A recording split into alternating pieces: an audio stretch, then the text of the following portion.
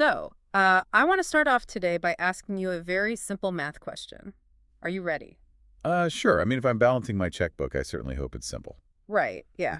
So does 1 plus 1 always equal 2? Okay, well, given the look on your face right now, I Hmm. feel like I'm stepping into a trap here. It totally feels like a trick, right? Because we are so deeply programmed to just spit out 2 and move on with our Yeah, lives. exactly. But depending on the sort of dimensional framework you use to look at the universe, 1 plus 1 could equal 0, or it could equal 1, or it could equal 3, 4, 5, or even 7. Wait, 1. How does 1 plus 1 equal 1?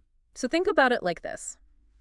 If you take one pile of sand, right, and you combine it with another pile of sand, you just have one larger pile of sand. So 1 plus 1 equals 1. Oh, wow. Okay, Okay. yeah, I see what you mean. So we aren't talking about standard arithmetic anymore. We're talking about the lens through which we view reality. Exactly. If 1 plus 1 can equal something entirely other than 2, then the limits of our math are really just the limits of our minds. And that actually brings us directly to the mission of today's deep dive. We are exploring this highly intricate, totally mind-bending text called the 36-8 trigram array, specifically a section called the Array of Thinking by an author named Feng. Yeah, and it is a fascinating text to get into. It really is. Today we're going to look at how your cognitive abilities and the literal geometric dimensions of your thoughts actually define your reality. Which is a huge concept. Right. The argument here for you listening is that your anxiety, your relationship issues, and your suffering aren't these permanent fixed features of the universe. They are just symptoms of you being trapped in a three-dimensional cognitive box. Yeah, and that's why this text functions less like abstract philosophy and more like a diagnostic manual, Yeah, really. I like that, a diagnostic manual. Yeah, because it's designed to help you recognize the invisible boundaries of your own mind.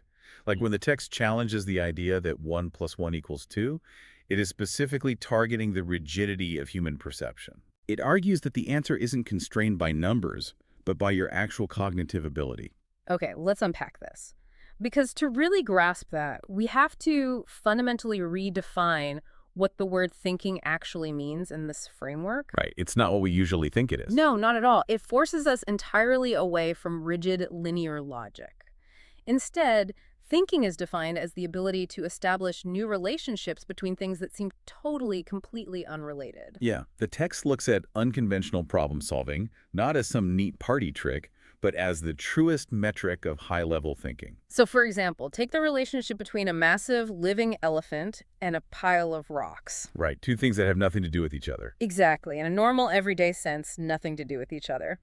But the text brings up this famous ancient Chinese story of Cao Chong weighing an elephant. Oh yeah, I love this story. It's great. For anyone unfamiliar, Cao Chong was a 7-year-old boy. His father was a warlord who was gifted this massive elephant, and they needed to know its exact weight. But obviously, there isn't a scale in the ancient world built for a multi-ton animal. Right, exactly. And if you rely purely on conventional logic, the process just stops right there. You need a scale. You don't have a scale. Problem unsolved. Yeah, you just give up. But this 7-year-old child bypasses the need for a scale entirely by using a boat as a medium. Which is brilliant. It really is. He leads the elephant onto a boat and marks the exact spot where the water level hits the hull. Then he takes the elephant off, the boat rises back up.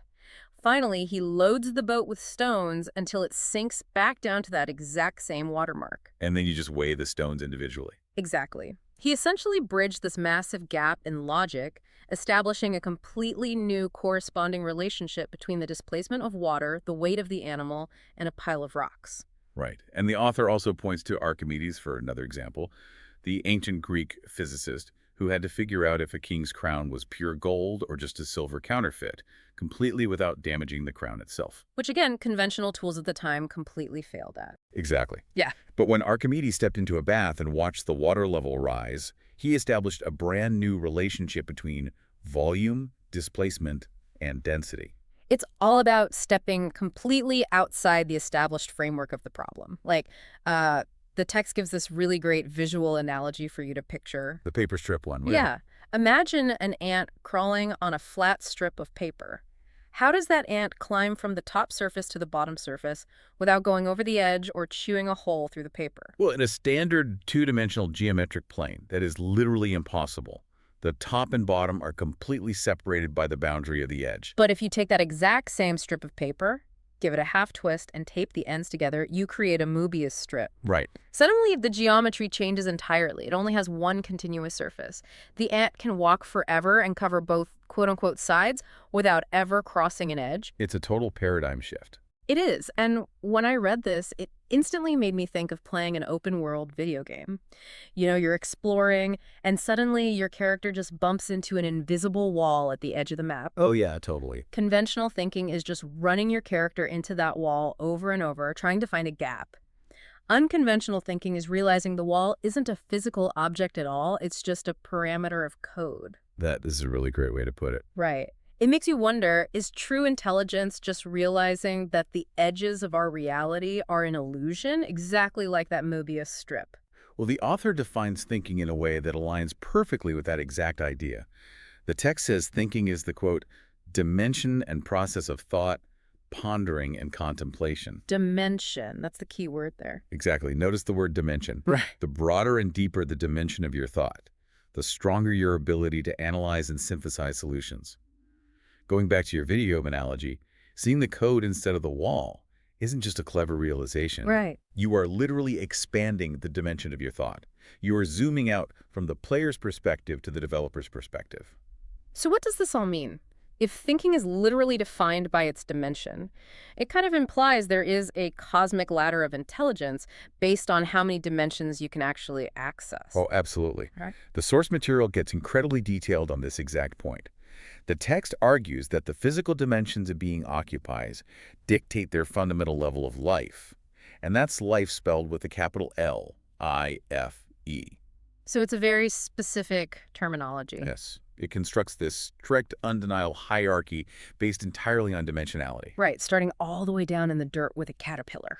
Yeah, so the text states that a caterpillar's thinking is limited to a two-dimensional world. It crawls on surfaces. Because its physical world is effectively flat in its perception, its thinking ability is fundamentally restricted to that flat plane. Makes sense. Then you move up to plants. They exist in a three-dimensional world. You know, they grow up, down, and out, but it's a static existence. They cannot move through the space they occupy. So their thinking ability, according to the text, is actually lower than animals. Because animals live in what text calls a dynamic three-dimensional world. A deer or a dog navigates the X, Y, and Z axis constantly just to survive. Right. But then the text introduces birds, which honestly throws a fascinating curveball into the hierarchy. It categorizes birds as living in four-dimensional space-time. Okay, I really need to push back on that for a second. Sure. Birds are physical creatures, right? They have organs and bones, exactly like a dog. They live in the exact same sky we look at. So how does the author justify bumping a pigeon into a completely different four-dimensional category? If we connect this to the bigger picture, it comes down to their mastery of the z-axis and how it alters their relationship with time and gravity. To a land animal glued to the ground, the environment is mostly horizontal obstacles. A bird transcends that localized physics. By utilizing the air, a bird can totally bypass the physical barriers that define the dynamic 3D world of a land animal. Oh, I see. Yeah, it operates with a degree of freedom that effectively acts as a higher dimension relative to the creatures that are just trapped on the ground below it. Okay, that actually makes sense relative to a dog, but where do we fit in? We're humans, walking around in the same 3D dirt as the other land animals. If we are physically stuck in these 3D bodies, is our imagination literally the only thing keeping us from just being categorized as dynamic 3D animals? Yes, the imagination is the crucial differentiator here. Humans exist in the three-dimensional physical world, but because we possess such a rich internal imagination, we can extend our sensory knowledge into the realm of reason. Right. The ability to look at an elephant and a pile of rocks and connect them mentally before acting physically places human thinking ability above that of birds, even though we obviously can't fly. But the latter definitely doesn't stop with us. Oh, far from it. The text outlines a massive cosmological hierarchy, stretching way above humanity. Celestials live in a world of 4 dimensions or more. Wow. Yeah, and above them are Buddhas and gods who traverse 36-dimensional spaces. 36. Yeah, their thinking ability operates on metrics we honestly don't even have words for.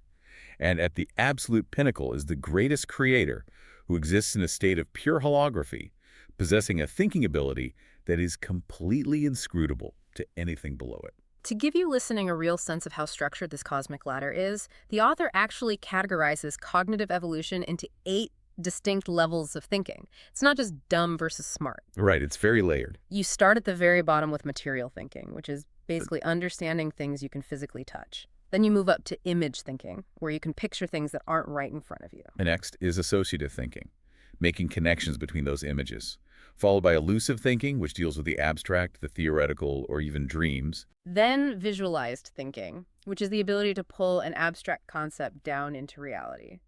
Beyond that is where it gets really abstract. The text names Tai Chi thinking. Which represents the ability to understand the balance and interplay of opposites.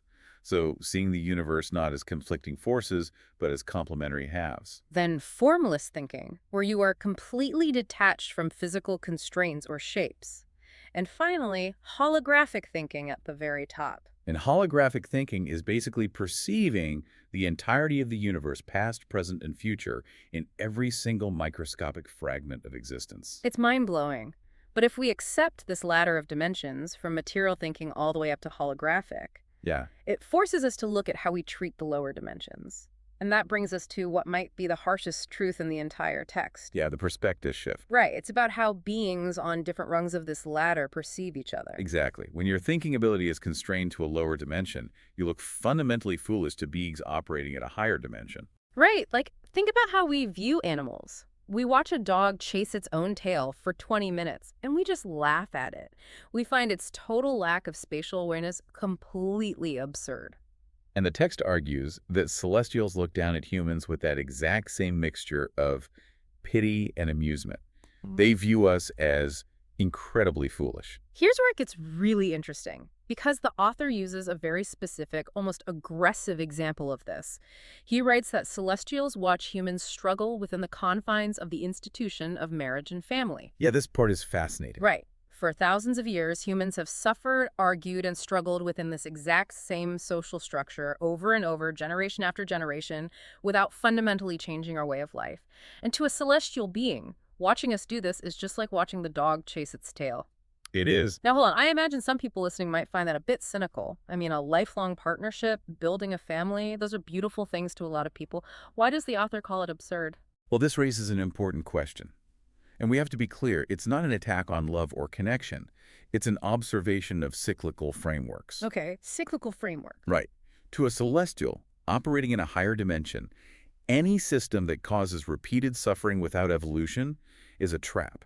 They are looking at the mechanics of it. They see humans running the exact same social software loop for 5,000 years, experiencing the same distress and never realizing they can just rewrite the code. Oh, wow. The absurdity isn't the marriage itself. It's the fact that humans believe this framework is the only way to exist, simply because our three-dimensional thinking literally cannot perceive a reality outside of it. That is a wild reframing, to take all our human social norms, all our history, and view it as just a symptom of low-dimensional thinking that a higher being would just sigh and shake their head at. But this brings us to the absolute core thesis of the text. The reason humans suffer within these systems, the reason we feel anxiety and distress, is mechanically linked to our level of consciousness. The text states plainly, human suffering and distress stem from consciousness. Because limited thinking is the primary component of that consciousness, our limited dimension is the actual root of our pain. So we are suffering because we are trapped in something the author calls the array of thinking. Yes. This array is the central mechanism of the whole philosophy. The text defines this array as a rigid system that confines all levels of life within specific dimensions. It acts as a permanent boundary so that a being's thinking cannot transcend the space-time of their existence. Right. Like a caterpillar cannot physically formulate a 3D thought, an animal cannot conceptualize a human thought, and humans cannot spontaneously generate a celestial thought. The author argues that this array isn't a punishment, though. It exists to present wonderful diversity and to maintain orderly hierarchy of life across the universe. Sure. But if you are the one trapped inside the human array, it feels exactly like a prison. If the very structure of the universe confines you to a specific dimension of thinking, and that limitation is the root of your daily anxiety, how do you alleviate it? Is this a biological limit of our physical brains, or a literal physics boundary we can't cross? Well, the text says you have to diligently work on transforming your thinking. You have to break free from conventional constraints. Otherwise, your distress will just persist endlessly. But the test also includes a massive twist regarding the array itself. Right. When the text asks, how does one break free from the array of thinking, the answer is, well, you can't. No, it is literally impossible to shatter the system. The array itself is indestructible. So, keeping with our video game metaphor from earlier, we can't actually break the server the game is running on. We can't destroy the map. Exactly. You don't break the server. You upgrade your account privileges. Ah, I love that. You cannot destroy the array, but you can elevate your lower-level thinking to a higher level. The text states that as humans, if we can learn to ponder and contemplate using the thinking of celestials, if we can successfully discard our rigid human logic, we essentially migrate out of the human array. We level up. We enter the world of celestials, and the pain associated with being human simply stops computing. Wait, so to help you listening conceptualize what that elevated thinking actually looks like in practice, the author points to what we historically call miracles. Yes. The text uses the example of Jesus. It argues that the miracles performed by Jesus weren't magic tricks. They were simply actions taken from a higher dimension of thinking, completely beyond human imagination. Yeah, what's fascinating here is a great way to visualize this. Have you ever heard of the classic flatland analogy? Oh, remind me. So imagine a purely two-dimensional world, like a flat sheet of paper, populated by 2D stick figures. If you, a 3D human, push your finger through their paper world, those 2D beings wouldn't see a finger. They would just see a circle spontaneously materialize out of thin air, change size, and then vanish. Oh, wow. Yeah. To them, it violates all the laws of the universe. It's a miracle. But to you, it's just poking a piece of paper. The text implies that what we call miracles are just higher dimensional beings poking their fingers into our 3D world. That is so cool to think about. And the author also mentions these entities called the super celestial beings of the Elysium Celestial Islands continent. Right. Which is a very heavy esoteric title. But the text says these beings possess 64 different kinds of divine abilities, and they can transform all things at will. Let's translate that jargon into the mechanics we've been discussing, though. A divine ability in this context isn't a magic spell chanted from a wizard's book. It is a dimensional lever. When the text says they can transform things at will, think back to the video game developer. A player has to grind for hours to earn gold. A developer opens a command console and types a line of code to spawn 1,000,000 gold coins instantly. Right. To the player, that's impossible. To the developer, it's just operating at a higher dimension of access. The text insists that to elevate your quality of life, you have to internalize a fundamental rule. Nothing is impossible. There are only things that are beyond your current imagination and beyond the reach of your current thinking ability. And the implication for you, listening to this right now, is incredibly empowering. It means your limitations, your financial stress, your seemingly unsolvable personal problems, they are not undeniable facts of the universe. No. They are merely the edges of your current cognitive dimension. Expanding your thinking isn't just a fun philosophical exercise. It is the ultimate practical tool for alleviating your own distress. We've covered a massive amount of ground today.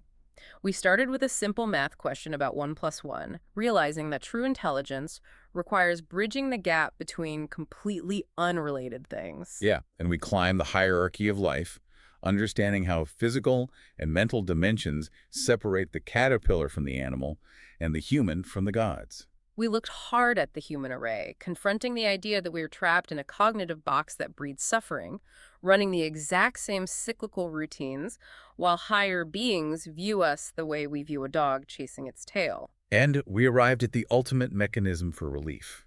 The realization that you cannot break the rules of the universe, but you can elevate your thought to access higher dimensions where what seems impossible is really just a matter of perspective.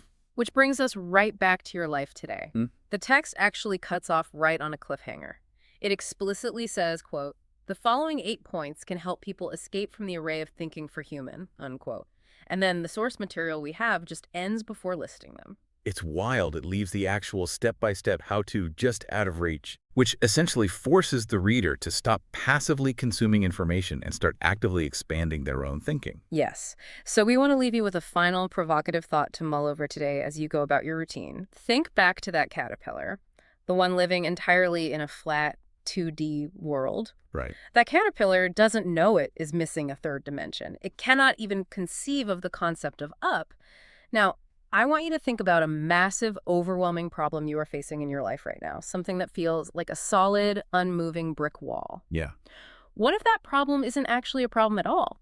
What if it is just the invisible boundary of your current three-dimensional thinking?